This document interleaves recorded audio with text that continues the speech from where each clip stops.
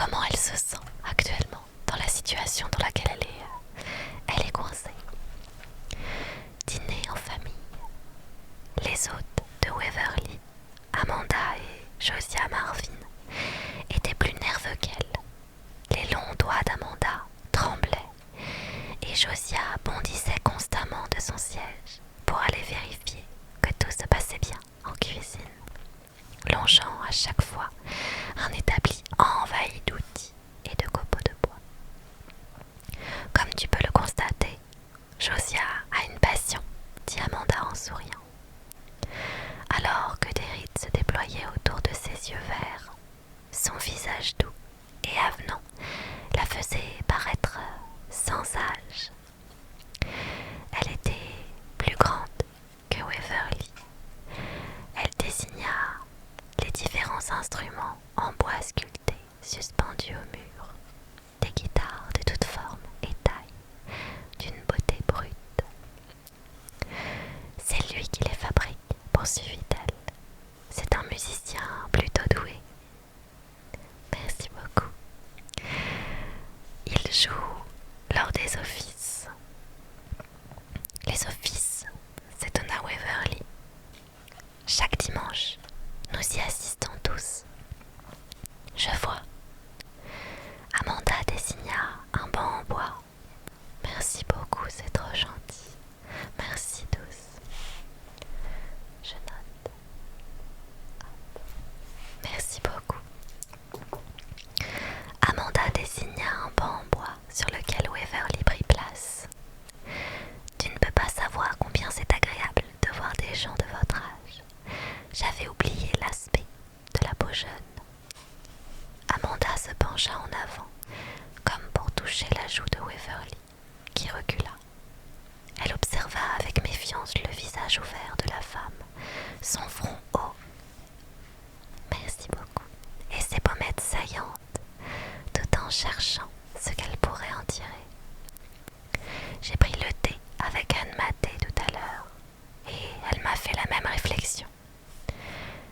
Dieu la bénisse, s'exclama Amanda en s'animant. Je ne sais pas ce que nous serions devenus sans elle. Tout le monde était si abattu, avant qu'elle ne soit élue à la tête du nouvel horizon. J'ai remarqué que vous l'appeliez pasteur sur l'Empyrée. Nous avions un capitaine. Nous aussi, nous en avions un, répliqua Amanda, visiblement perplexe. Le capitaine Takemara. Que lui est-il arrivé? Amanda secoua la tête. Merci beaucoup. Il est tombé malade. C'était si triste. Il n'était pas très vieux pourtant. N'était-ce pas à son second de lui succéder? Amanda ne cessait de jeter des coups d'œil en direction de la cuisine. Elle devait espérer que Josiah volerait à son secours. Eh bien, il se trouve que le commandant Riley s'était suicidé quelques semaines avant que le capitaine n'abandonne son poste. Waverly cligna des yeux. Merci beaucoup.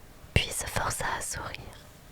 Et Anne Mathé s'est chargée de tenir les rênes. Elle a été élue, rectifia Amanda, par les sages du temple. Les sages, je crois que vous parliez de conseil central sur votre vaisseau. Je me trompe.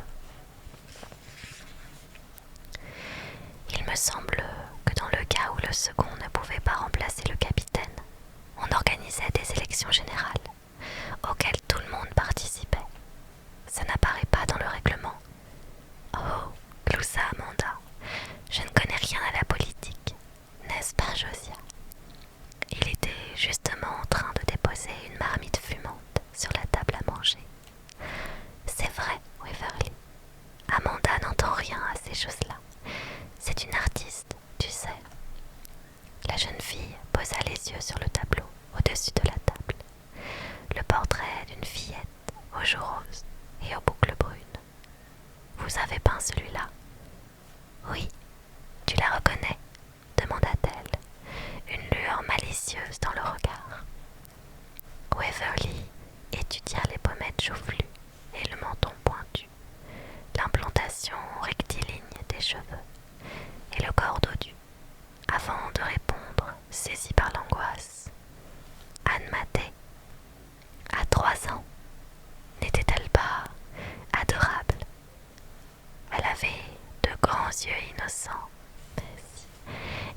bouche en forme de bouton de rose.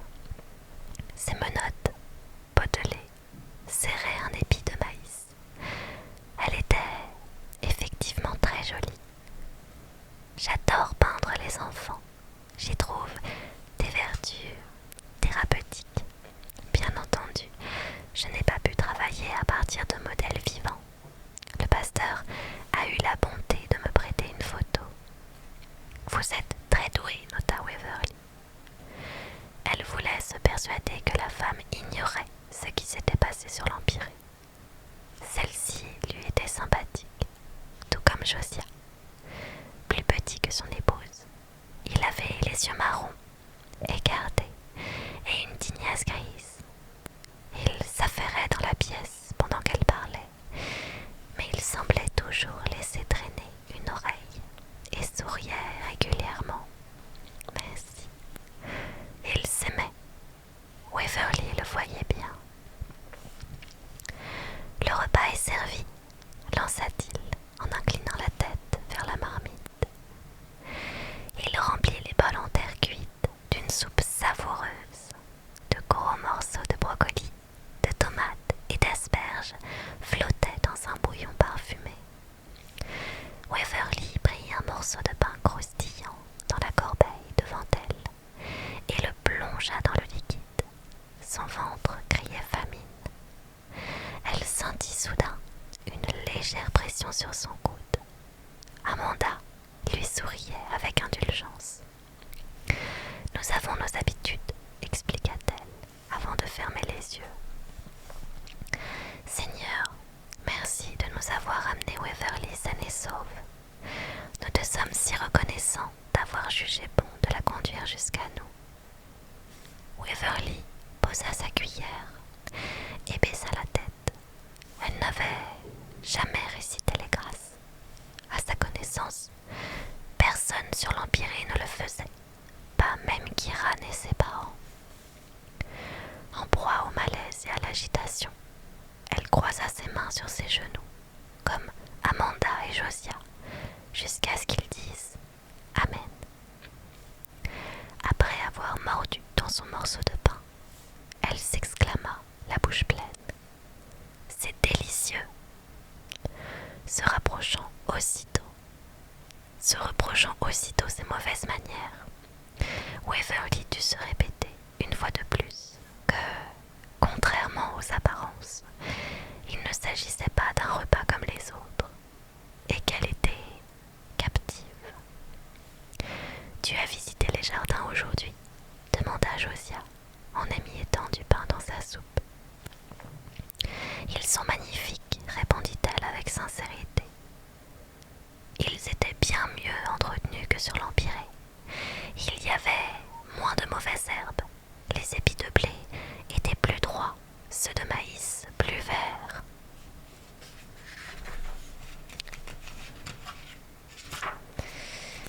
Les fruits plus gros et juteux.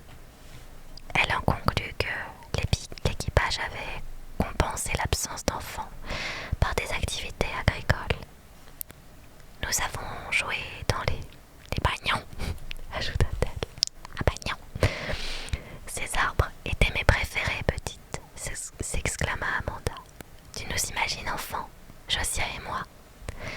Nous avions respectivement 6 et 4 ans au moment du départ du nouvel horizon. Vous vous rappelez la Terre alors, s'enquit Waverly pleine d'espoir. Elle adorait entendre parler de la planète et de son ciel bleu. Vous vous rappelez la pluie, quand elle tombait des nuages, insista-t-elle. C'était magnifique à regarder, répondit Amanda, mais dangereux à cause des produits chimiques. Des produits chimiques. Rares étaient les adultes sur l'Empyrée à aimer évoquer leurs souvenirs terrestres. Waverly avait remarqué qu'il changeait de sujet si elle posait trop de questions, et personne ne l'avait vraiment aidé à élucider les raisons pour lesquelles leur planète était devenue inhabitable. La cause de ce mystère avait toujours suscité sa curiosité. L'explication de sa mère, c'était un sujet douloureux ne l'avait jamais entièrement satisfaite. Elle sentait qu'on lui cachait quelque chose. Comment la pluie s'est-elle mise à contenir des produits chimiques? Amanda secoua la tête. Je n'ai jamais compris. Toi, oui, Josiah. Du dos de sa cuillère, il enfonçait un morceau de pain dans sa soupe. Je ne suis pas climatologue, mais je crois que les usines ont été débordées. Selon le pasteur Maté, les terriens n'ont pas prêté attention aux signaux que Dieu leur envoyait. Ils étaient avides et paresseux, et c'est pourquoi ils ont été punis, intervint Josiah. Punis? Qu'avait-il fait exactement? Un petit rire gêné échappa à Amanda. Nous étions si jeunes. Nous sommes ici chez nous maintenant. Ça vous manque de ne plus être sur une planète? Chaque jour, répondit Josiah. C'était loin d'être parfait, cependant. Je n'ai pas oublié la faim quasi permanente, observa Amanda, avant d'avaler un bouquet de brocolis. Je souffrais de malformations osseuses. J'ai dû porter des prothèses. Merci beaucoup. Et la violence était partout, dit Josiah. Nous sommes bien mieux ici. Surtout maintenant que vous nous avez rejoints, les filles, compléta Amanda. Elle sourit à son mari, qui posa brièvement sa main sur la sienne. Ils échangèrent un regard complice avant qu'Amanda n'avale une petite gorgée de soupe, gardant la cuillère dans sa bouche un long moment. Ça te plaît? S'enquit-elle en jetant un bref coup d'œil au bol de Waverly. Beaucoup, c'est délicieux, répéta-t-elle. Ils mangèrent dans un silence troublé seulement par les cliquetis de leurs cuillères contre les bols en terre cuite. Waverly prit un autre morceau de pain, comme si elle n'avait plus faim. Même si elle n'avait plus faim, elle voulait occuper ses mains, remplir sa bouche pour ne pas avoir à parler. Waverly, je me demandais, accepterais-tu de poser pour moi? La jeune fille faillit s'étouffer. Moi, j'aimerais tant peindre d'après un modèle, et tu es si ravissante. Vous n'avez pas vu Felicity Wiggum? Elle est absolument magnifique. J'adore ton visage, je rêve de le dessiner. Juste un portrait. Amanda ne fait pas de nu, précisa Josiah en gloussant, si c'est ce qui t'inquiète.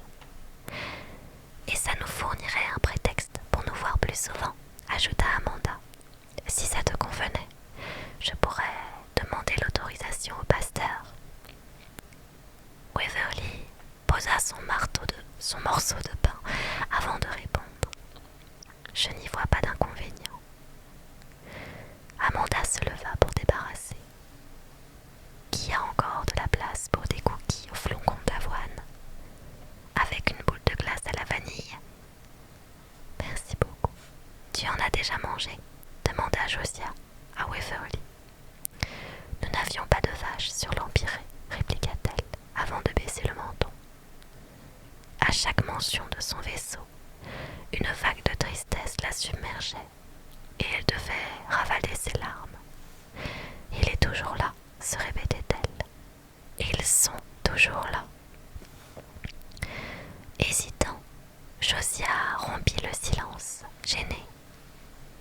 Il faut avoir mangé de la glace au moins une fois dans son existence. Waverly trouva la ressource nécessaire pour lui adresser un sourire. Elle s'efforça d'apprécier le dessert, même s'il l'égora rapidement, merci beaucoup, et qu'elle eut du mal à finir.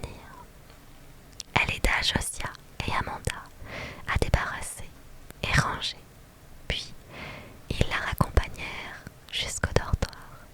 Elle tendit sa main à Amanda, qui la serra entre les deux siennes. Souviens-toi, tu as accepté de poser pour moi. J'en toucherai un mot au pasteur. entendu, répondit Waverly, avant de se laisser étreindre brièvement. Amanda sentait la peinture à l'huile et les tomates fraîches. Une fois dans son lit, dans le dortoir, plongé dans le noir, Waverly se mit à penser à Kiran. Il n'aurait jamais accepté de croire que le capitaine Jones avait tendu un piège au Nouvel Horizon. Quant à son refus d'aider le vaisseau jumeau, Kiran aurait argué qu'en accélérant, la gravité artificielle aurait été accentuée à bord et qu'ils ignoraient les conséquences éventuelles pour l'équipage et le bétail, que Jones cherchait seulement à préserver ses passagers. Pourtant, le capitaine n'avait pas vraiment réussi à protéger l'Empyrée. Si, Seth lui avait dit que les amis du capitaine menaient des vies compliquées. Waverly regretta de ne pouvoir lui parler. Il était moins naïf que Kiran et ne fermait pas les yeux sur les aspects plus sombres de la vie. Sa loyauté ne l'empêchait pas de regarder la vérité en face. Était-ce faire preuve de malhonnêteté envers Kiran? Elle aimait sa confiance et sa foi aveugle en ses amis. Elle savait que c'était le seul moyen de tirer le meilleur des autres. Avec sa méfiance naturelle, cette serait toujours d'abord difficile. Non, Kiran était le bon choix. Waverly referma ses bras autour de son buste et se frotta le dos, imaginant qu'elle était avec lui. Il humait ses cheveux. Il parvenait même peut-être à la faire rire, en dépit des circonstances. Il avait le pouvoir de lui remonter le moral, quand celui-ci était au plus bas. « Que me dirais-tu » murmura-t-elle dans l'obscurité silencieuse.